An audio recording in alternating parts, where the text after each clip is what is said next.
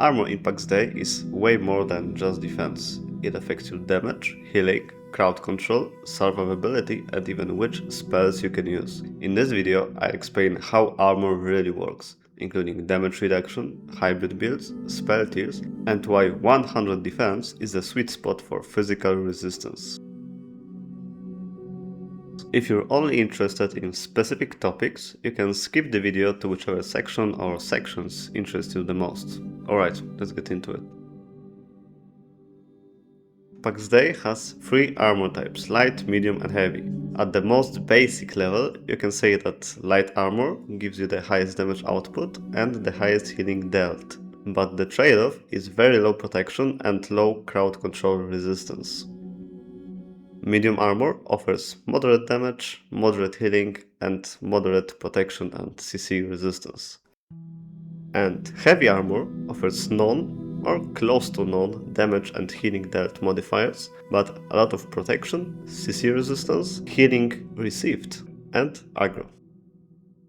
It's important to note that stats like CC resistance, CC effectiveness, healing received, healing dealt, and the damage modifier are all percentage values. So if you see something like 25 healing received, that means all healing you receive is 25% stronger. This includes heals from other players and your own spells.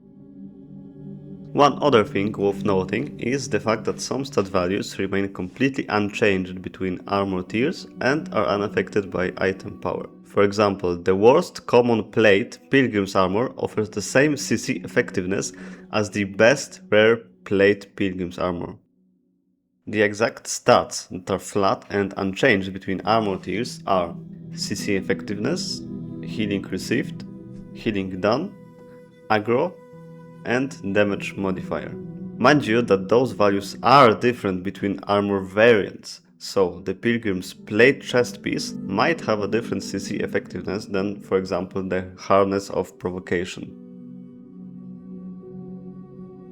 Impacts Day, spells are assigned to armor pieces, which means your entire playstyle is defined by which armor and weapon you are wearing. Most of those spells are unique to specific armor pieces, like the Seeing Great spell, which is unique to this variant of heavy-like piece. Some spells are shared across light, medium and heavy versions. The Pilgrim set exists for all armor types. As of making this video, this set is the only case of spells being shared between armor types. The Pilgrim set and a few other armor pieces are available in all tiers, from tier 1, level 0+, to tier 4, level 30+. But most spells unlock on tier 2 armor, which is level 10 and above, so keep that in mind. There are also some spells available from tier 3, which is level 20 and above. As of making this video, there aren't any spells that are not unlocked at tier 3. There is, for example, this light rope, which is only available with uncommon rarity at tier 3, with a common rarity being available only at tier 4 for some godforsaken reason.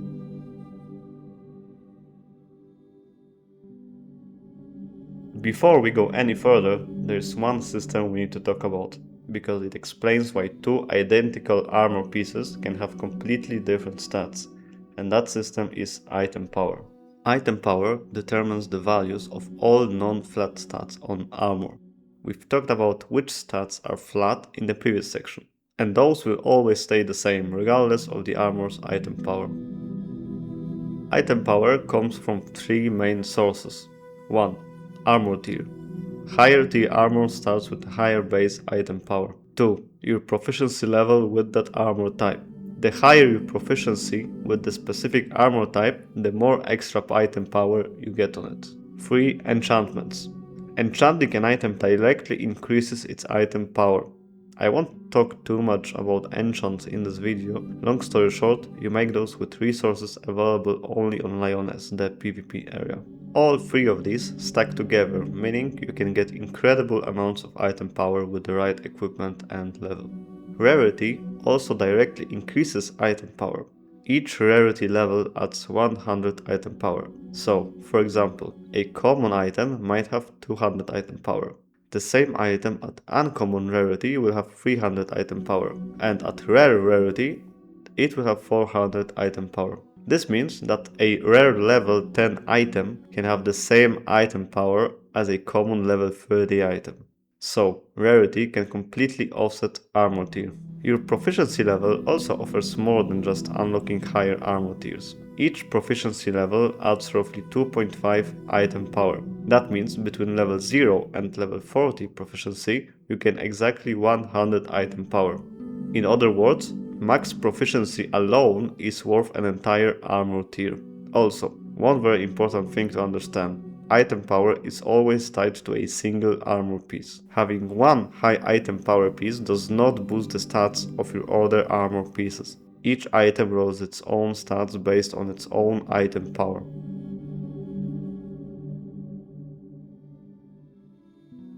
Now, to understand armor, you need to understand the damage types. There are 3 physical and 3 non-physical damage types in PUBG Day. The physical ones are slashing, piercing and blunt. The non-physical ones are fire, poison and mental. Now, when it comes to armor, armor provides protection against all physical damage types.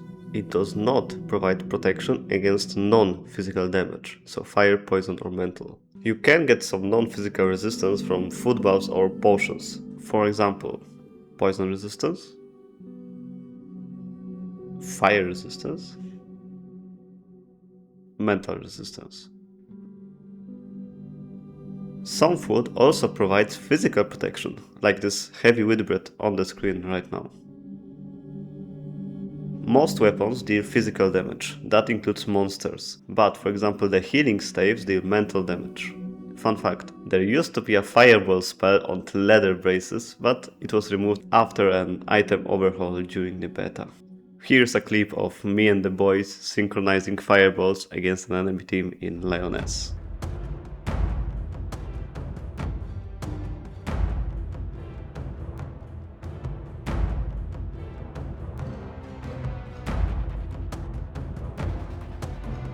Whether specialized food is worth it depends entirely on how damage scaling works, and once we talk about the numbers later in this video, you'll be able to decide that for yourself. Before we go into that though, let's first talk about hybrid builds. You are not meant to wear only one armor type. The best builds are almost exclusively hybrid builds, and it will probably stay this way. The most important part with armor is spell synergy. You can mix spells from different build types in pretty amazing ways. Let me give you one example of a hybrid build that has incredible potential. As a DPS, instead of going full medium or full light armor, you could use this medium jacket, combine it with this light hat, then add these heavy legs and boots. The heavy legs and medium jacket give you incredible amounts of DPS, and the light hat lets you use these skills more often, also leading to much more potential DPS. On top of all of it, the 2 heavy pieces alone would almost double your survivability thanks to protections and CC resistance.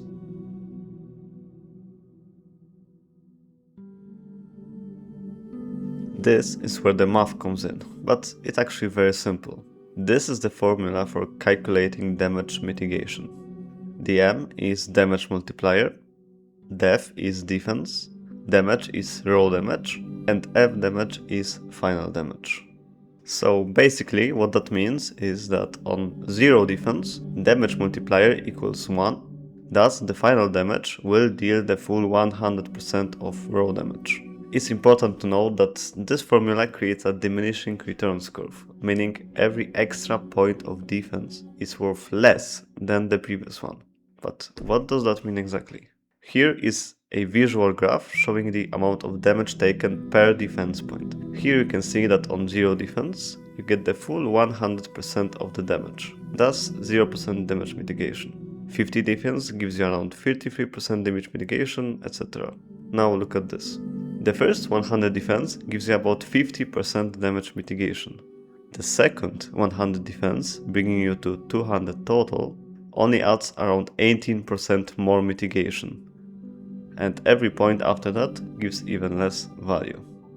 That means, unless you are a dedicated tank, around 100 physical defense is the best in terms of cost versus value proposition.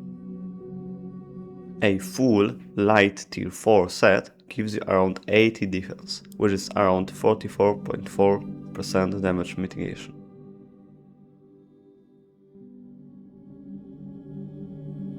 That's all for this armor guide. I tried covering as many things related to armor as possible, but if there is something else you think I should add, let me know in the comments below. Also, if this video helped you, consider liking and subscribing.